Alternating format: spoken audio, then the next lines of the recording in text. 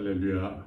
오늘도 화면을 통해서 만나 뵙게 돼서 참 감사를 드리게 됩니다.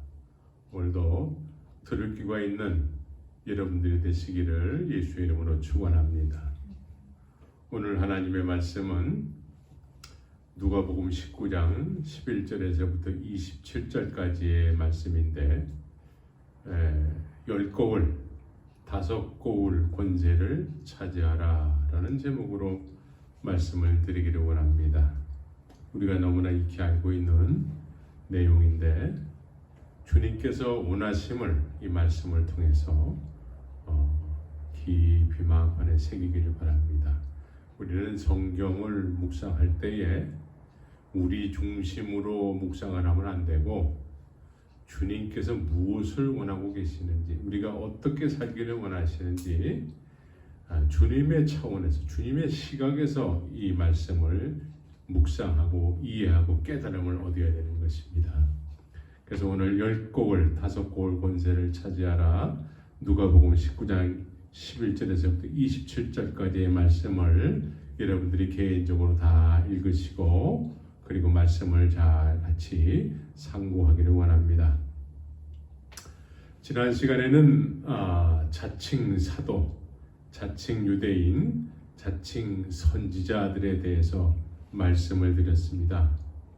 성경은 성령이 교회들에게 하시는 말씀을 들을지어다 라고 말씀하고 계신데, 성령이 교회들에게 하시는 말씀을 듣지 못하게 되면은, 성령이 하시는 말씀을 듣지 못하게 되면은 교회 안에서 옛날이나 지금이나 자칭 사도라고 하는 자들, 자칭 유대인이라고 하는 자들, 자칭 하나님의 택함을 받았다고 하는 그런 사람들이 나름대로 하나님 앞에 부름을 받았다고 하면서 교회 안에서 활동을 하게 되는 것입니다.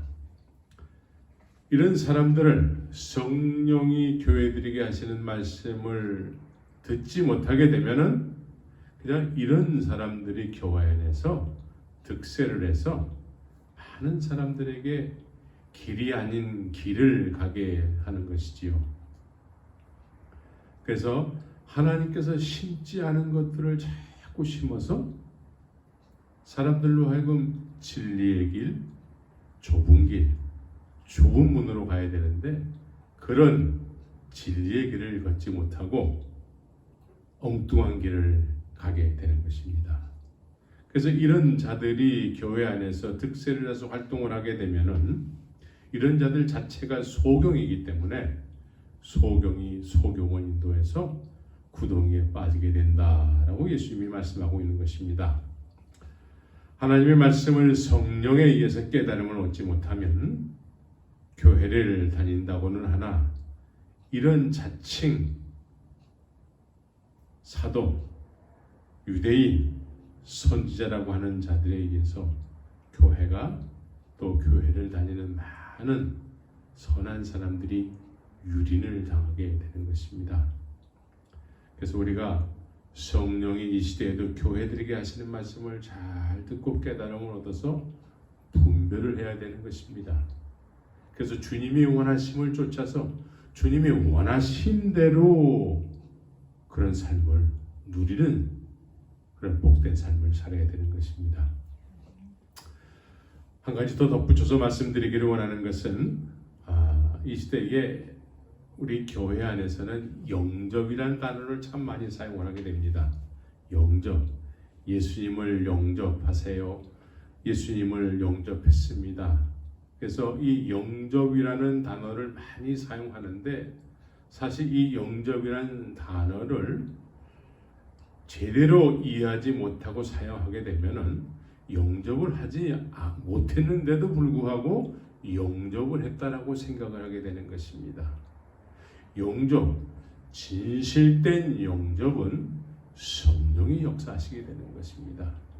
그러나 이 영접이 잘못되게 사용이 돼서 영접이 아닌데도 불구하고 영접을 했다라고 여기게 되면은 성령의 역사가 없는데도 영접이 됐다라고 여기게 됨으로 인해서 파생되는 여러 가지 문제점들이 드러나게 되는 것입니다. 그래서 영접은 제대로 영접을 해야 되는 것입니다. 이 영접은 영접한 사람들의 모습을 보면 영접이 어떤 의미인지를 잘 알게 되는데, 세례 요한은 자신을 따르던 제자들을 이제 더 이상 나를 쫓지 말고 저분을 쫓아라 라고 하면서 예수님을 쫓으라고 했습니다. 이들이 예수님과 일정한 시간을 함께 하면서 예수님이 그리스도 되심을 깨달음을 얻게 된 것입니다. 예수님을 만남으로 인해서 예수님이 어떤 분인지를 깨닫게 되고 어떤 분인지 깨달음을 얻는과 동시에 예수님을 영접할 수밖에 없는 진리 되시는 분이구나 라고 하면서 그렇게 영접이 이루어진 것입니다. 영접이 제대로 이루어지게 되면 성령이 역사를 하셔서 예수님을 그리스도요 진리 되신 분으로 온전히 깨달음을 얻어서 이제 예수님의 말씀에 의해서 예수님을 따르지 않으면 안 되는 그런 삶으로 변화가 되는 것입니다. 근데 많은 경우에 오늘날 영접이라는 의미를 이렇게 예수님과의 어떤 구체적인 만남이 없는 상태에서 먼저 믿었다고 하는 사람들의 어떤 주관함에 의해서 예수님을 영접하세요 라고 하면서 이렇게 고백 기도를 하는 경우를 많이 보게 됩니다. 고백 기도, 영접 기도라고 얘기하죠. 그래서 다른 사람에 의해서 이루어지는 영접 기도를 통해서 영접을 했다라고 여기게 되는 것이죠. 근데 많은 경우에 이렇게 영접 기도를 한 많은 사람들이 오늘날 신앙생활을 하지 않는 모습을 너무나 많이 보게 됩니다. 그래서 이렇게 남에 의해서 영접 기도를 통해서 영접을 하게 됐다고 했을 때의 사람들은 그때에 이미 우리는 성령을 받은 것이 된다라고 여기게 하는 것이죠. 그래서 사람들이 이 성령을 받았다고 여기는데 스스로는 석연치 않게 여기는 거예요.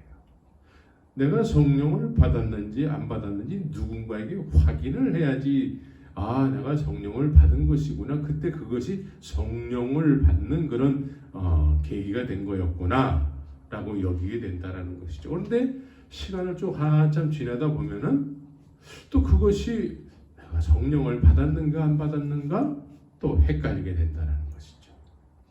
성령을 받았다 안 받았다는 것은 성령 하나님이시죠.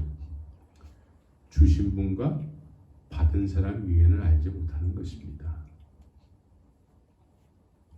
또 하나님은 빛이세요. 빛.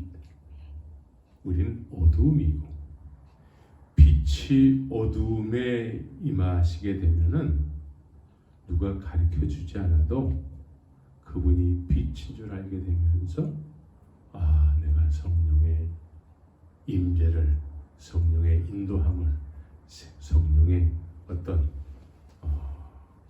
주관하심에 내가 예수님 앞에 예수님을 섬길 수밖에 없는 그런 죄인 중에 괴수로 여겨지게 되는 것이지요. 그래서 이 영접이 오늘날 많이 오용이 되고 잘못 이해가 돼서 그냥 단순히 먼저 믿었다고 하는 사람들의 주도에 의해서 영접 기도가 그게 영접이 되어버리는 것이죠. 근데 그 이후에는 영접을 했는데도 영접을 한 삶을 살지 못하게 되는 것이죠. 성령을 받았는데도 성령을 받은 삶을 살지 못하는 거예요. 성령을 받았다 안 받았다는 나타나는 열매로 알게 되는 것입니다. 열매가 없는데도 성령을 받았다. 고백을 했기 때문에 성령을 받았다. 성령은 내가 성령을 받았다고 하면 누구의 설명이 필요가 없는 것입니다. 성령을 받게 되면 예수님을 진리로 여겨져서 예수님을 따르고 신뢰하고 결국은 예수님이 나를 위해서 하신 일을 증거하는 삶을 살게 되는 것입니다. 그래서 오늘날 이 영접이라는 의미가 잘못 오용이 돼서 그 피해를 보고 있는 많은 사람들을 보게 됩니다. 그래서 오늘날 강단에서 선포되는 메시지의 내용들을 이렇게 듣게 되면은 예수님을 영접할 때에 영접 기도를 할 때에 성령을 받았다라는 것을 의심하지 말라라는 메시지를 자꾸 전하게 되는 것입니다. 그러니까 사람들이 의심이 되니까 스스로 내가 성령을 받았는지 안 받았는지 이걸 확신할 수가 없다라는 것이죠. 이렇게 확신할 수 없는 사람들에게 당신이 예수님을 영접할 때에 이미 성령이 여러분들에게 임했습니다 라고 하면서 성령을 받은 것이다 라고 여기게 한다는 것이죠. 계속 반복적으로 이런 메시지를 통해서 내가 성령을 받았다고 여기게 한다는 것이죠. 내가 성령을 받았다고 여긴다고 해서 없는 성령이 바로 나타나는 것이 아니죠. 그래서 오늘날 메시지를 들어보면은 이미 성령을 받았는데 육신은 서서히 변화되는 것이기 때문에 정상적인 믿음의 과정 속에 있다라고 여기면서 전혀 변화됨이 없이 20년 전이나 10년 전이나 30년 전이나 똑같이 교회당만 다니는 많은 사람들을 보게 되면서 또 그러한 사람들 중심으로 해서 합리화시키는 메시지로 여러분들은 그때 당시에 영접을 했기 때문에 성령이 임한 것이기 때문에 지금 현재 변화되지 못하는 것은 그 과정 속에 있기 때문에 지금 정상입니다 라고 여기는 메시지를 자꾸 전하게 되면서 그러면서 예배당 안에서 열심히 하세요 라고 하게 되는 것입니다. 예수님을 진리로 여겨지지 못한 상태에서 먼저 믿었다고 하는 사람들에 의해서 일방적으로 이루어지는 이런 영접 기도는 진정한 영접이 될 수가 없습니다. 진정한 영접은 예수님을 간절히 원하는 제자들 중에 세례 요한의 제자들이 있었죠. 그 시대에 세례 요한을 쫓는 사람들은 그렇게 많지 않았습니다. 광야에서 메뚜기와 석청과 낙대 토롯을 입고 그렇게 회개의 메시지를 전하는 사람을 쫓고 싶어하는 사람은 그 시대에 많이 없었습니다. 아주 극소수의 정말 어떤 죄에 대해서 이 회개의 메시지를 전하니까 죄에 대해서 뭔가 깨달음을 얻은 사람들이 그래도 어떤 하나님 앞에 그래 나는 죄인이야 라면서 세례 요한을 쫓았던 것이죠. 이랬던 사람들이 예수님을 만나게 되니까 예수님이 진정한 그리스도 구세주요 진정한 하나님의 영광의 본체임을 깨달음을 얻게 되는 것입니다. 그래서 수십 년을 믿었다고 하는데 예수님을 증언 한번 할 생각을 하지 못하고 또 무엇을 어떻게 증언해야 되는지도 잘 모르고 그럴 만한 마음의 자세도 없고 이러한 사람들을 어찌 성령을 받았다고 할 수 있겠습니까?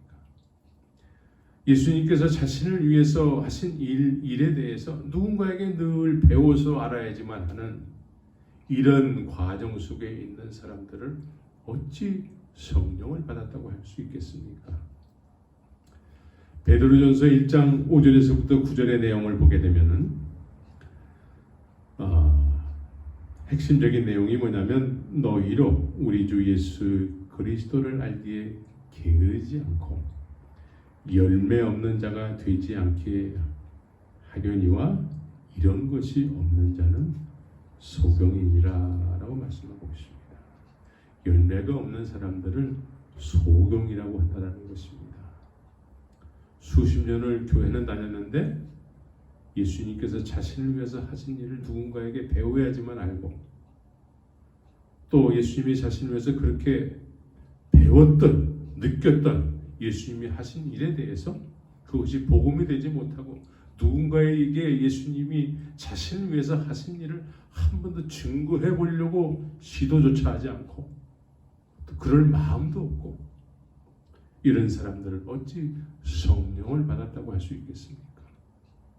영적 기도를 다른 사람에 의해서 따라한 것이, 그것이 진정한 영접이라면 이미 우리는 성령을 받았어야 되는 것인데, 그런 과정을 겪었는데 오늘날 그런 영접 기도를 통해서, 다른 사람이 주도하는 영접 기도를 통해서 영접을 했는데 오늘날 가난한 교인이 많게 되는 것이죠. 교회조차도 안 다니는 사람들이 많이 있는 것입니다.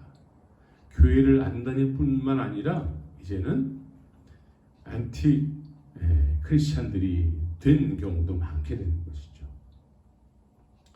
그래서 우리는 이 영접의 의미를 다시 한번 되새겨서, 우리는 세례 요한과 같이 예수님을 다른 무신령들과 이렇게 만나게 해주는 중매쟁이의 역할을 감당해 나가야 되는 것입니다. 예수님을 만나게 해야 돼요. 그래서 예수님을 만나야지만 그게 진정한 영접이 되는 것입니다. 그런데 이 자칭 사도, 자칭 선지자들, 자칭 유대인들은 스스로가 그렇게, 하나님께서는 그렇게 부르시지 않았는데 스스로 그렇게 여긴다는 거예요. 그래서 스스로 여기는 사람들은 현재에 변화되지 못하면서 오래 신앙생활하는 사람들을 정상적인 믿음의 사람으로 여기게 하고, 또 정상적인 믿음의 사람으로 여기게 하기 위해서 성경을 변화되지 못한 사람들의 삶에 맞춰서, 왜? 오랫동안 교회를 다녔기 때문에, 그것을 믿음이라고 여기게 하기 때문에 믿음이라고 여기게 하는 것을 성경을 통해서 합리화시키는 것입니다.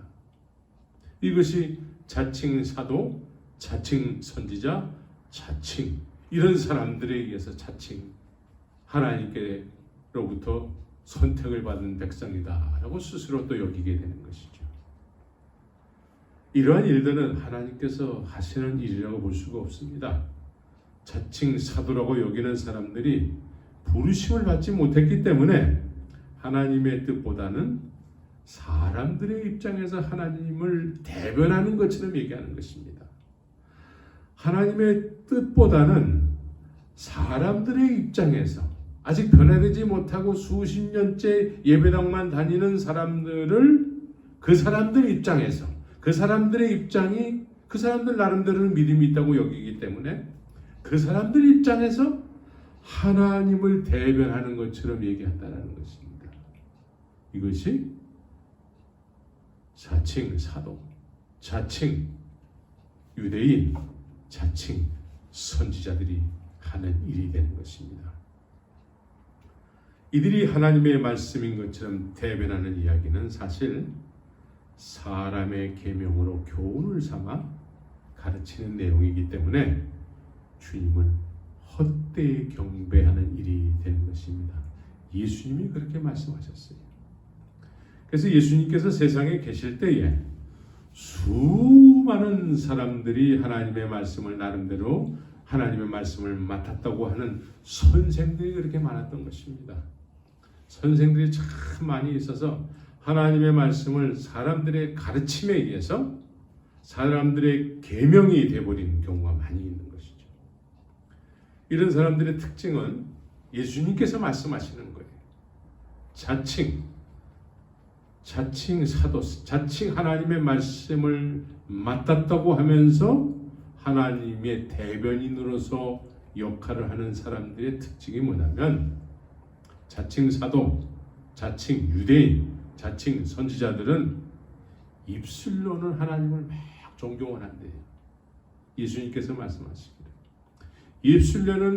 입술로는 정말 아름다운 미사여구를 동원해서 하나님을 존경한다는 것이죠.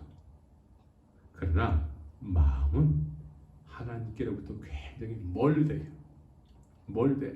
하나님께서 가까이 할 수가 없는 사람들이라는 것이죠. 그런데 이런 사람들이 옛날에만 있었던 것이 아니고 이 시대에도 동일하게 많이 있는 것입니다. 이 시대에도. 그래서 이런 교회 사람들이, 교회 분들이 많이 모여 있는 그런 교회들이라면 주님께서 뭐라고 말씀하시겠습니까? 성령이 교회들에게 하시는 말씀을 들을지어다 라고 말씀하시게 된다는 거예요. 성령이 교회들에게 하시는 말씀을 우리가 귀담아 들어야 되는 것입니다. 우리의 모습을 자꾸 되새겨야 되는 거예요. 주의 말씀 앞에 자꾸 비춰가야 되는 거예요. 내가 정말 말로만 주님을 섬긴다고 하는 것인지 아니면 마음으로도 마음을 다하여 뜻을 다해 주 너의 하나님을, 나의 하나님을 지금 정말 사랑하고 있는지 이걸 점검해 봐야 되는 것입니다. 근데 마음으로는 하나님과 먼 삶을 살면서도 입술로는 하나님을 찬송하고 경배하기 때문에 이런 사람들이 전부 모여 있는 곳이라면은, 그런 사람들이 다 모여 있기 때문에 그러한 삶을 정상적인 믿음이라고 생각하게 된다는 거예요. 그런데 예루살렘에 그런 사람들이 전부였어요. 전부. 이 시대는 아닐까요? 우리는 이 시대에 깨어서 성령이 교회들에게 하시는 말씀을 드려야 되는 것입니다.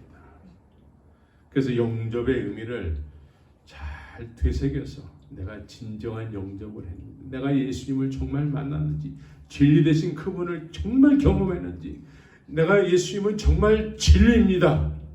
이게 지식이 아니고 생명이 되어서 이 진리 되신 예수님을 쫓지 않으면 견딜 수 없어 하는 제자의 삶을 살고 있는지, 이런 것들을 점검해 봐야 되는 것입니다. 그래서 많은 경우에 우리는 이미 영접을 했기 때문에 육신은 죄에 길들여져서, 길들여진 육신의 어떤 그런 죄에 길들여진 육신은 이제 점차적으로 변화되어 가고 있다. 그래서 이미 우리는 성령을 받았기 때문에 그냥 안심하고 교회만 다니면 됩니다. 이건 속이는 것입니다. 우리는 진정한 예수님을 만나서 예수님이 어떤 분인지를 알고 영접할 수밖에 없는 분으로 여겨져서 영접이 된 상태. 그래서 그 예수님을 따르는, 신뢰하는, 믿는 그런 제자의 삶을 살아야 되는 것입니다. 그래서 성령께서 우리를 자꾸 깨달음을 주셔서 우리 육신에 길들여진 어떤 죄성들을 자꾸 쳐서 복종시켜 나가는. 그러니까 예수님이 빛이요 진리시기 때문에 우리의 어두움을 자꾸 드러내게 되는 것이죠. 그래서 우리의 어떤 길들여진 죄성이 자꾸 성화의 과정으로 변화되어 나가는 것입니다. 그래서 성령이 오시면 제일 먼저 하시는 일이 뭐냐면 책망하시는 일이에요. 책망. 네. 성령이 계시지 않으면 책망의 소리가 없는 것이죠. 그래서 마음으로는 주님과 전혀 관계없는 삶을 살게 되는 것입니다. 근데 성령이 오시면 먼저 우리에게, 우리의 삶에 개입하셔서 책망을 하시게 되는 것입니다. 책망. 네, 우리는 늘 책망을 받아야지만 마땅한 그런 죄에 길들여진 그런 죄인의 모습으로 늘 살 수밖에 없는데, 성령께서 우리를 책망하셔서 회개케 하시고, 그래서 주님을 따르는, 주님을 닮아가는 삶을 살게 하시는 것입니다.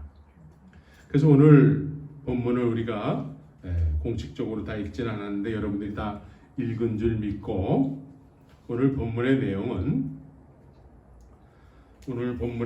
이렇습니다. 예수님께서 이제 하나님의 나라가 당장에 나타날 줄로 생각함에 의해서 이제 비유로 말씀하시는 것입니다. 가라사대 어떤 귀인이 왕위를 받아가지고 오려고 먼 나라로 갈 때에 하면서 어떤 왕위를 받기 위한 귀인이 등장하게 됩니다.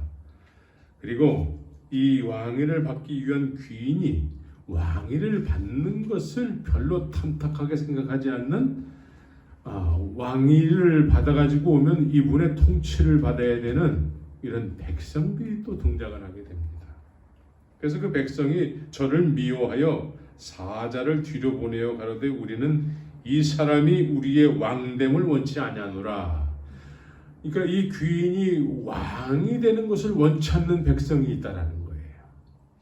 그런데 이 백성이 왕위를 받아가지고 오는 귀인을 전혀 모르는 관계가 아니고 다 아는 백성이라는 거예요. 아는 백성들이 저분이 우리의 왕됨을 원치 않는다라는 거예요. 그런데 여기에 중간에 왕위를 받아가지고 오기를 원하는 귀인이 등장하고 그분이 왕위를 받아가지고 오는 걸 원치 않는 백성, 중간에 낀 사람들이 나옵니다. 중간에 낀 사람들, 중간에 있는 사람들이 어떤 사람들입니까? 종들. 종 10명이.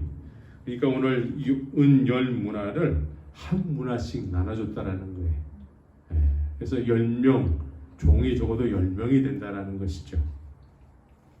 그래서 이 종이 이제 귀인이 다시 올 때까지 한 문화씩을 다 받아 가졌는데 이 한 문화를 가지고 이제 귀인이 왕됨을 원치 않는 백성들을 대상으로 해서 장사를 해야 되는 것입니다. 그런데 많은 경우에 이렇게 주인이 먼 곳으로 떠나가고 그 동네 사람들은 그 주인을 별로 좋아하지 않고 하게 되면 그 종들도 그 백성들 편에 서서 그동안에 우리 주인이 우리를 너무 힘들게 했어요. 우리도 저분이 왕되는 걸 원치 않아. 저분이 왕되면 우린 완전히 국물도 없어. 이렇게 여길 법한데 이 종들은 그 한 문화를 받은 걸 가지고 그 귀인이 왕됨을 싫어하는 백성들을 대상으로 장사를 했다라는 것이죠. 이건 비유예요, 비유. 그래서 이 비유로 이렇게 오늘 본문에서 예수님께서 말씀하는데, 그래서 이 백성들이 이 왕위를 받아가지고 오는 사람들을 왕위를 받아가지고 오는 귀인을 싫어한다고 얘기했지 않습니까? 이분은 사실 예수님을 의미한다는 걸 우리가 의심의 여지가 없는 것이죠. 자, 이 예수님을 너도 나도 다 안다라고 여기는 것이죠. 그런데 저분이 정말 우리를 통치하게 되면은 우리는 어떻게 될 것인가? 내가 하고 싶은 것이 많고 되고 싶은 것도 많고 그런데 저분이 그런 걸 다 이루어 줄까? 저분이 오시면 저분의 스타일은 저분을 따라서 살게 하게 될 텐데 어떻게 우리가 저분을 쫓아서 살 수 있단 말인가? 사람들이 다 싫어하는 것이죠. 오늘날 그렇습니다. 입술로는 할렐루야 주여 아멘 할 수 있습니다. 그러나 예수 그리스도의 장성한 분량에 이르는 삶을 살려고 하면은 그걸 어떻게 살아요? 특별한 삶이나 사는 거지. 신학교나 가야지. 이러면서 그렇게 안 살아도 믿는 거라고 여기게 하는 그런 분위기가 이 세상에 아주 팽배해 있습니다. 이것은 다시 말해서 예수님께서 왕권을 가지고 나를 지배하는 걸 내가 원치 않는다라는 거예요. 그렇게 사는 걸 싫어한다라는 거예요. 이런 사람들을 대상으로 종들이 장사를 해야 되는 거예요. 어느 지역이나 예수님의 왕됨을 사람들은 원치 않습니다. 오히려 예수님이 우리가 원하는 삶을 살게 해준다면 그런 왕으로 오시는 분을 원할 뿐이지. 예수님께서 왕위를 가지고 오시게 되면 우리가 원하는 삶이 아니라 그분이 원하는 삶을 살아야 되는 것입니다. 그래서 백성들은 그분을 안다고 하는 사람들은 그렇게는 살지 않겠다라고 싫어하는 것이죠. 겉으로는 입술로는 존경을 하는데 마음은 먼 삶을 사는 거예요. 그런데 이런 사람들이 모여 사는 이 예루살렘 성 안에서 이렇게 사는 것 자체가 믿음이라고 여긴다는 것이죠. 이렇게 사는 것 자체가 온전한 믿음이라고 여기면서 수십 년째 그것을 신앙의 유산으로 계속 물려주는 그런 경우가 많이 있다는 것입니다. 예루살렘 성 안에 이런 사람들을 가득 찼어요. 오늘날도 교회 안에 이런 사람들이 손가락으로 꼽을 수 있을까요? 아니면 대부분이 그럴까요? 이런 사람들을 대상으로 해서 종들이 장사를 해야 돼요.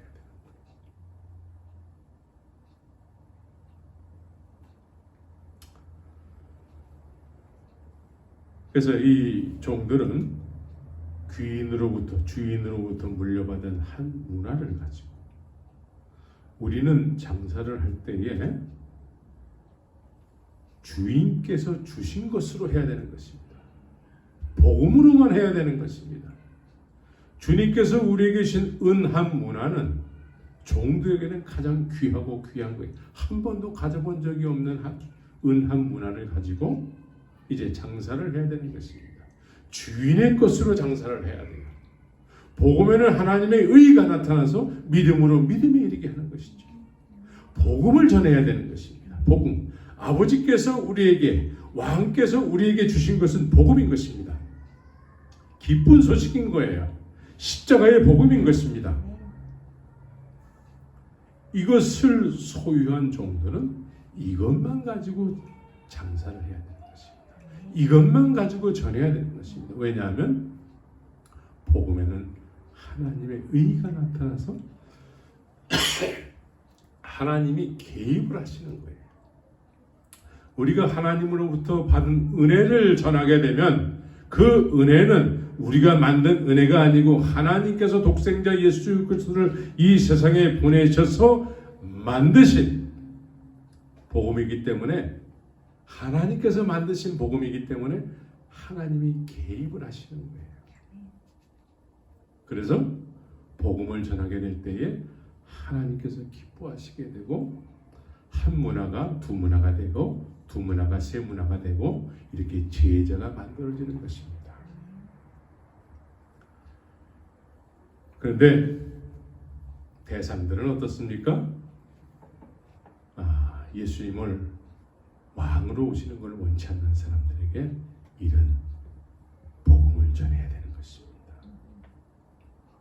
그래서 주인의 편에 서서 여전히 주인은 안 계신 상태에서 주인 편에 서서 변함없이 일을 하는 그런 종들인 것이죠. 그래서 주인이 돌아왔습니다. 왕위를 가지고 돌아왔어요. 왕위를 가지고 주인께서 이제 종들에게 잘하였도다 착한 종들아 하면서 지극히 작은 것에 충성하였으니 10골 권세를 차지하라 그랬다라는 거예요. 10문화를 남긴 자에게 10골을 다스릴 수 있는 권세를 줬다라는 거예요. 이것은 다시 말해서 복음에 의해서 만들어진 어떤 바운다리가 그냥 주님 것이 되는 것이 아니고 이 종에게 다스릴 수 있는 권세를 주셨다는 것입니다. 이게 참 중요한 내용인 것입니다. 복음으로 뭔가 열심히 일했을 때에 이루어진 것이 내가 다스리고 통치할 수 있는 그런 믿음의 바운다리가 되는 것입니다. 하나님께서 우리에게 그런 권세를 주시게 되는 것입니다. 그래서 사도행전에 사도들이 이제 성령이 임함으로 인해서 이제 예루살렘이 그들이 다스리는 어떤 10고을, 5고을의 어떤 통치의 대상이 되는 것이죠. 그래서 그때 당시에 바리새인들이 이 복음의 메시지를 듣고 십자가의 복음의 메시지를 듣고 그러면 우리가 어찌할 거라고 되물었다라는 거예요. 그 사람들이 그전에는 예수님을 십자가에 죽인 사람들인데 그럼 우리가 지금 어찌 해야 될 거 했을 때 베드로가 회개의 세례를 외친 것입니다. 회개의 세례. 그래서 이들이 갑자기 권세를 가지고 예루살렘을 갑자기 다스리기 시작한 거예요. 이게 최초의 초대 교회의 모습인 것입니다. 교회는 이 세상을 지배할 수 있어야 되는 것입니다. 어떤 개인 하나가 자기의 어떤 경제적인 어떤 그런 이익을 취하기 위해서 만들어지는 그런 교회가 돼서는 안 되고 하나님의 나라가 임한 그런 교회가 되어야 되는 것입니다.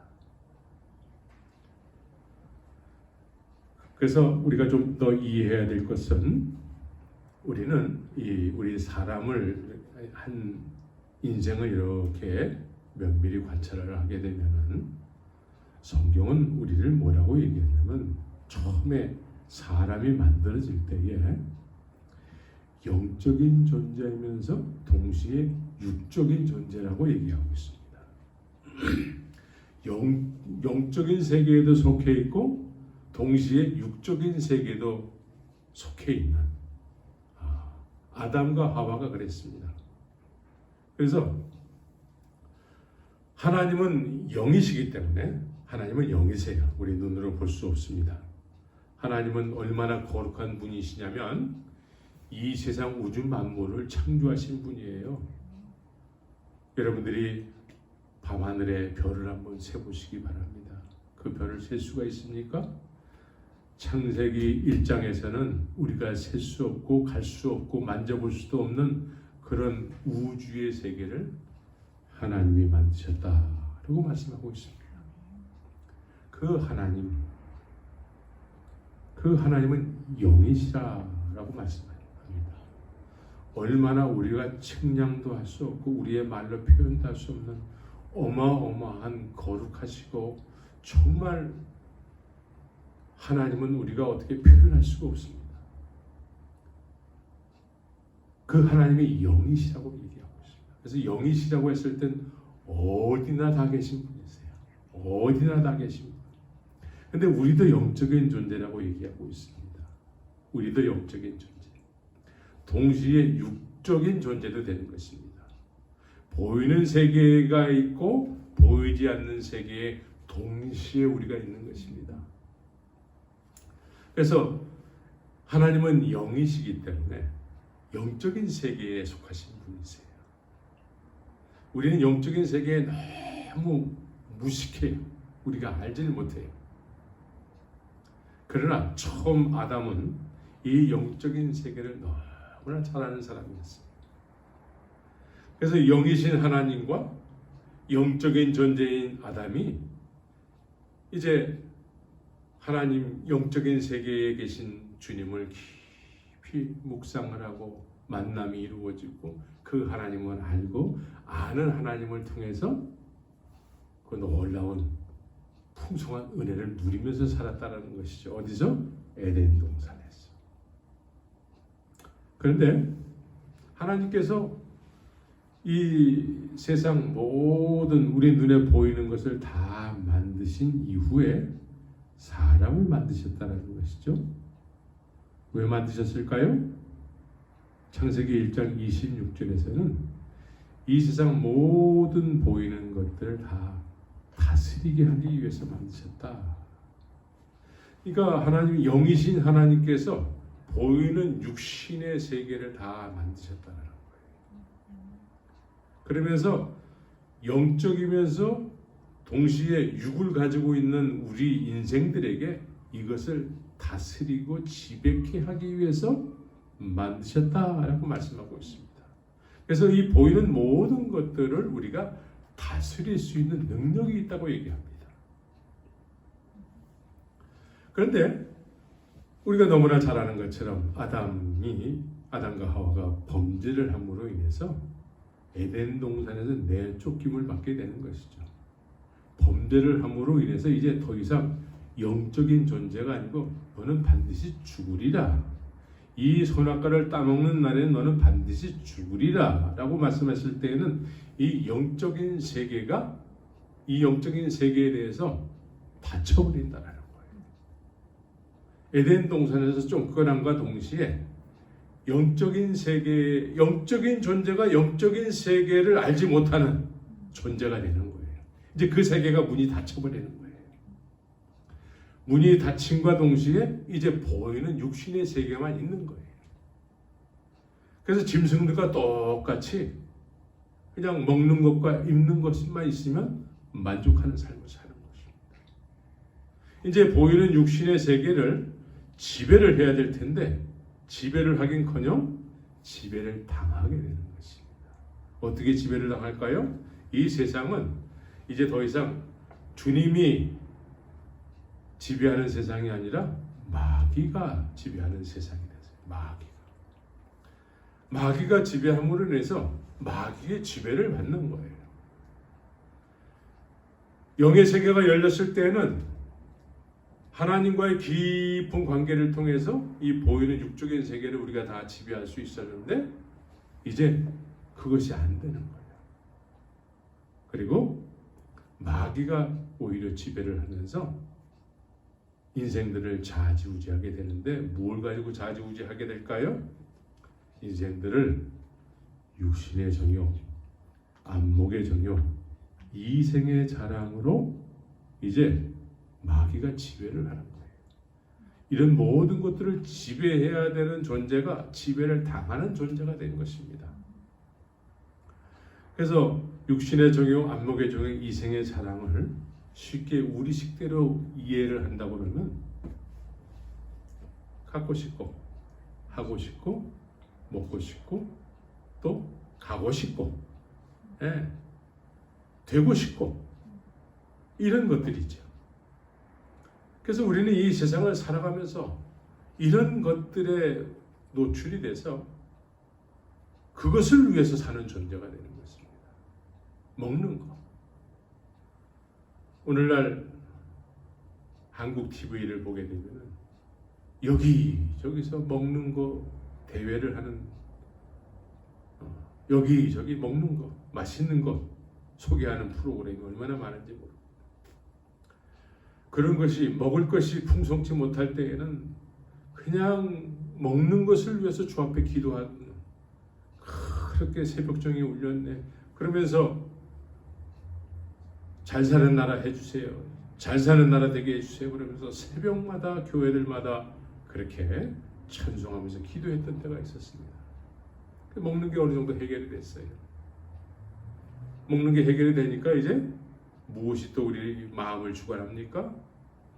이제 그동안에 취미생활하지 못한 거, 그동안에 어렵게 살아가지고 가고 싶었는데도 가지 못하고 뼈골 빠지게 일만 하고 이러다가 이제 조금 여유가 되니까 이제는 여행들 다니고 또 하지 못한 것들 하게 되고 이제는 눈이 이제 정치계 쪽으로 돌아가서 저 사람도 하는데 나도 한번 해봐야지. 그래서 하고 싶은 일들이 생겨나게 되고 없을 때는 잘 못했는데 이제 좀 생활에 여유가 있다 보니까 이제 육신의 정욕을 쫓아서 해괴망측한 일들을 쫓아서 하게 되고 이런 것들이 이제 이런 모든 보이는 세계를 지배해야 될 존재가 지배를 당하는 거예요. 본질상 진노의 자녀의 삶을 사는 것이죠. 그래서 예수 그리스도를 통해서 우리가 하나님의 자녀가 됐다고 했을 때는 무엇을 어떻게 살아야 된다라는 것을 성경은 말씀하고 있습니까? 원래 무엇으로 회복이 돼야 되는 것입니까? 이제 하나님의 자녀가 됐다. 하나님을 아버지로 부르게 됐다. 예수님을 영접했다. 예수님이 나를 위해서 십자가에서 죽으시고 부활하셨다. 했을 때는 이제 그 이후엔 도대체 어떠한 삶을 우리가 살아야 된다는 말씀입니까? 그동안의 영적인 세계가 닫혀 있었다면 이제 예수 그리스도의 십자가의 죽으심과 부활하심으로 인해서 성소의 장막이 찢어지고 이제 하나님의 담대히 나갈 수 있는 담력을 얻게 된 거 아니겠습니까? 이제 그동안에 닫혀 있었던 영적인 세계가 이제 예수 그리스도의 십자가의 죽으심과 부활하심을 통해서 그 영적인 세계가 열리게 된 것입니다. 영적인 세계가 열리게 됨으로 인해서 그 누리지 못했던 그 놀라운 하나님을 누리게 된 것이죠. 그 하나님을 누림으로 인해서 우리는 이제 이 세상을 다스렸던 때로 돌아가는 것입니다. 더 이상 이 세상에 속해서 이 세상의 지배를 받고 욕심을 쫓아서 죄가 잉태되고 사망이 쫓아오는 그런 삶이 아니라 이제는 하늘에 속한 사람으로 하늘의 아들로서 하나님을 아버지라고 부르면서 아버지의 후사가 되어서 이제 이 세상에서 이 세상의 지배를 받는 것이 아니고 이 세상을 지배할 수 있는 권능이 생기게 되는 것이죠. 이 세상을 지배해야 되는 것입니다. 이 세상을.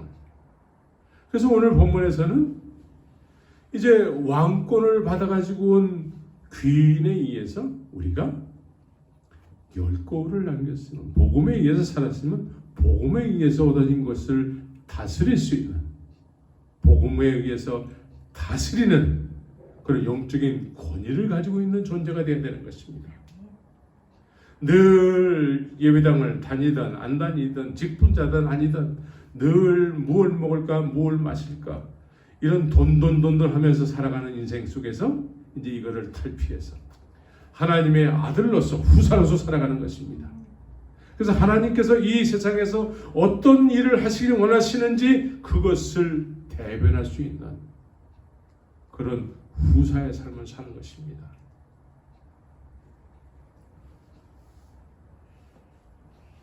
이제 우리는 단순히 그냥 이 세상에 속해서 이 세상에 속한 사람들과 전혀 다름없이 그냥 그들과 똑같이 살아가는 존재가 돼서는 안 되는 것입니다. 이제 이 세상에 속해 있지만 속해 있는 이 세상을 다스릴 수 있는, 지배할 수 있는 하늘의 권세를 소유해야 되는 것입니다. 하늘의 권세. 이게 예수님 믿는 자에 따르는 표적이 되는 것입니다.